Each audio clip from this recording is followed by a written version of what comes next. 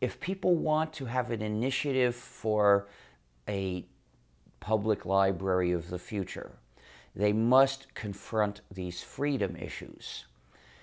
They must not they must not lend people things that are worse in terms of our freedom than the printed books that libraries have been lending for 100 years or so. They must make sure that there are no digital handcuffs in what they lend. And they must confront the new threat of massive surveillance. Libraries could take steps to make sure that they can't tell the state who borrowed what book. Because thanks to the USAP at Riot Act in the US, which the proponents of like to call the USA Patriot Act, but since this is totally un-American, I refuse to use that name. That law enables the FBI to go to one person in an organization, somebody who has access to some data, and say, you're not allowed to tell your boss or anyone, you just have to give us this data. The only defense is if there is no one in the organization, no one in the US who has access to this data. Well, how can you do this?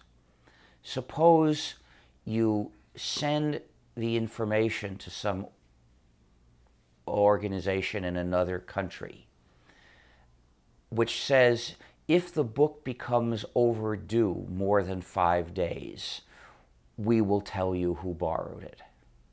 But until then, you can't know. Well, this way, anyone who borrows books and returns them on time is safe in anonymity. It used to be no real issue, say 40 years ago, that libraries had a record of who had borrowed what book. It would have been too much work to go and collect all the records of who borrowed everything. Yeah, the FBI could have come to a library and say, we want to see who borrowed such and such book. We want to see what book so-and-so has borrowed. But it was so inconvenient that it would only be done occasionally for some very good reason. But now it can be done massively for the sake of things comparable to total information awareness. Now, that was canceled as a scandal, and similar things were set up quietly, and it's basically running now. So if you want to have any information about people, you've got to think, am I contributing to massive surveillance?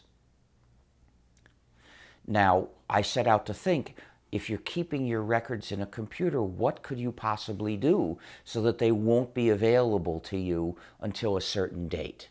Well, I'm not an expert on fancy encryption mechanisms, but in any case, I really don't see how you could make it available on such and such a date and not now. After all, you could tell the computer a false date, and whatever it would have done in a month, it would do right now. But then I came up with this very simple solution, which doesn't actually depend on sophisticated computing. It's just entrusting the information to somebody that really can be trusted.